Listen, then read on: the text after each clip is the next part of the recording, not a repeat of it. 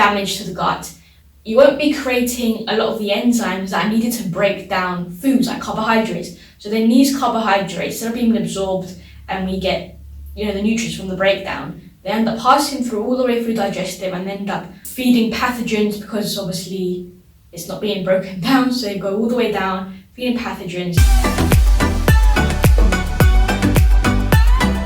Hello and welcome back to the channel. If you're new here, welcome. My name is Intestinal Permeability. I'm the founder of PCOS Oracle. I talk about all things PCOS and how to reverse it naturally. So if that sounds interesting and what you're looking for, then consider subscribing. Now, in today's video, I want to speak about a leaky gut. I have touched on this in my Should You Avoid Gluten for PCOS video when I was speaking about why I went gluten-free and how it's been helping me address the intestinal permeability, address the high thyroid antibodies. So researchers have found a link between PCOS and suffering from gut issues like leaky gut. So you might be thinking, well, what is leaky gut? What is intestinal permeability?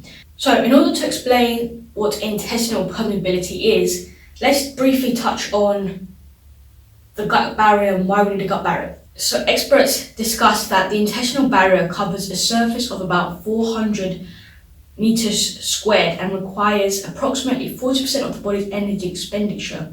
It prevents against a loss of water and electrolytes and entry of antigens and microorganisms into the body while allowing exchange of molecules between host and environment and absorption of nutrients in the diet.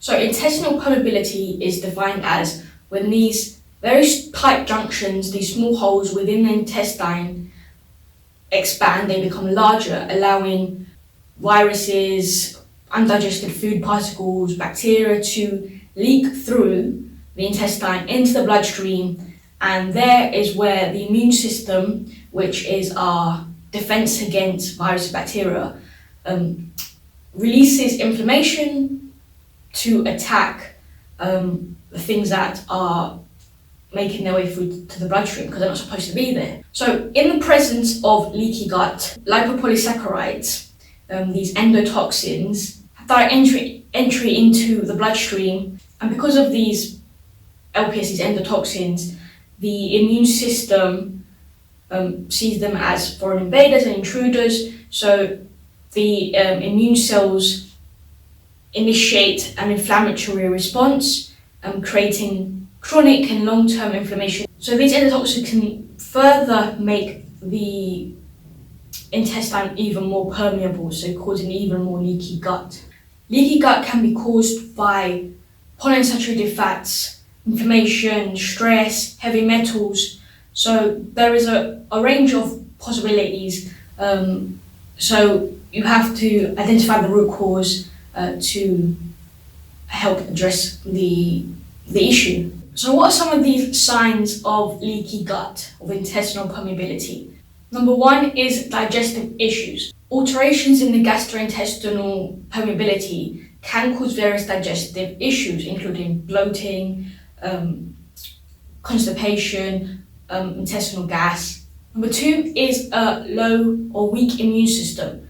Third symptom is an autoimmune disease. A 2017 study shows that multiple diseases may arise or be exacerbated due to a leaky gut, including autoimmune diseases such as inflammatory bowel disease, celiac disease, autoimmune hepatitis, type 1 diabetes, multiple sclerosis, and systemic lupus erythematosus. The fourth sign is joint pain. So this kind of comes in line with the point previously about autoimmunity and just high inflammation. So the inflammation can cause like pain to the joints, like your fingers and knees, hip, and it can also be linked to rheumatoid arthritis, which is an autoimmune disease.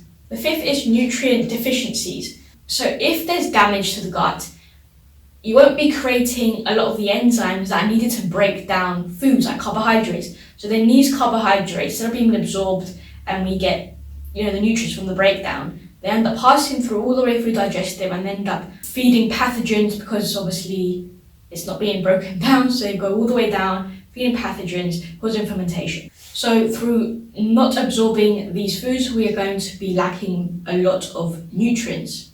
The sixth symptom is skin issues like eczema, acne, some rashes.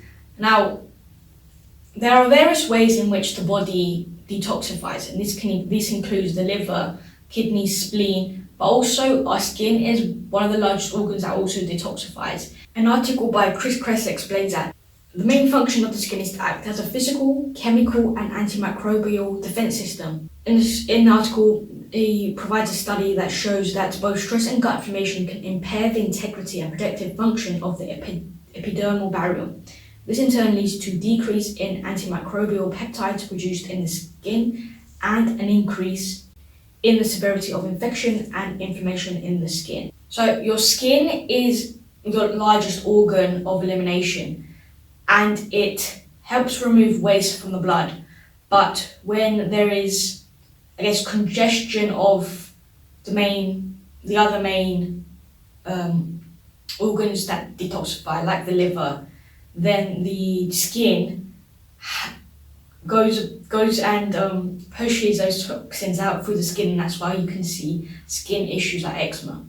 The seventh sign is allergies. This follows on from the autoimmune point. For example, with gluten, it's a hard to digest protein. And because it's difficult to digest protein, and if you watch that video about gluten and PCOS, if you have a slow digestive system, if you have a lack of digestive fluids, slow metabolism, slow thyroid, also just because of how wheat is currently made, the whole processing, when it enters the digestive system, it can feed bacteria and create bacterial overgrowth. And then these byproducts that are released can cause intestinal permeability. The immune system, once the gluten, the food particle, passes through the intestine, the immune system creates an immune response to obviously ward off, attack these foreign invaders, causing an allergy, food allergy, for example, gluten allergy. The eighth sign is fatigue. So obviously, if we are not getting the nutrients we need, the energy we need through poor absorption, through poor gut absorption, we're going to be feeling fatigued. But also, if the immune system is constantly on high alert with inflammation, this is, on high alert, this is a state where the immune system thinks, I need to kind of heal, I need to protect. So we have a lack of energy to do anything because we are in this state where there's an infection. You need to take as much time off as you need to rest. So our body kind of shuts down to fight the infection. The ninth and final sign is brain fog, or just any kind of brain kind of issues of like lack of memory, poor concentration. Because obviously when the whole, you've probably heard about the whole gut and brain barrier. Brain barrier is very cautious and protective to what comes through to the brain. But when there's disruption between, the gut and then the whole gut and brain barrier, particles can leak through to the blood-brain barrier, the BBB, causing leaky brain, and then this can cause various issues like inability to concentrate, through brain fog, lack of memory, feelings of depression and anxiety. So what are some of these ways to heal the gut lining, to seal it, and to treat intestinal permeability? So number one is to consume Dr. Repeat's raw carrot salad, or just munch on a raw carrot daily. So as I've mentioned many times in numerous of my videos, carrots have a unique fiber that binds to endotoxins and estrogen and helps to take them out of the body, and it also cleans the intestines. Experts show that there are several micronutrient deficiencies found to be associated with the gut barrier function, specifically vitamin A, zinc, vitamin D, magnesium, and calcium. They state that vitamin A, zinc, and magnesium all help maintain tight junctions in the intestine and regulate endothelial differentiation in the gut, while vitamin D stimulates intestinal lining renewal and resistance to damage by modulating the immune system. Vitamin D and calcium play a joint role in maintaining the intestinal barrier by supporting the AT-dependent pumps in the intestinal cells. Therefore, having a good intake of these micronutrients could be protective against the development of leaky gut and inflammation. Vitamin E is also a great vitamin to help from protection of free radicals, which lead to the creation of inflammation and damage to the cell. The third tip, as Dr. Ray Peat discusses, is to ensure a good production of progesterone. He explains that progesterone is great at protecting the intestine from being broken, creating tight junctions, so protecting from the leakiness. The fourth tip is to consume gelatin. So gelatin contains anti-inflammatory amino acids. Gelatin can help seal the gut lining and can also fight off inflammation. The fifth tip is to take digestive enzymes. So digestive enzymes can help obviously provide you with the specific enzymes to break down carbs, fats and protein if your body is lacking in making them. So taking a supplement for a short period of time until you've supported your body to be making enough of its own enzymes can help to break down some of these foods and pass straight through to the digestive system without being broken down, feeding pathogens. The sixth tip is to avoid polyunsaturated fats, vegetable oils, or any other inflammatory causing foods. That's the end of the video. I really hope you found it helpful, found some value, and that you now understand what the signs of intestinal permeability, leaky gut, and what you can do to go about sealing the gut lining to stop the intestinal permeability and the leakiness of the intestine. So if you have any questions, please drop them in the comment section down below, and I will do my best to respond, to answer, and make sure you like the video and subscribe for plenty more videos. I'll catch you in the next one.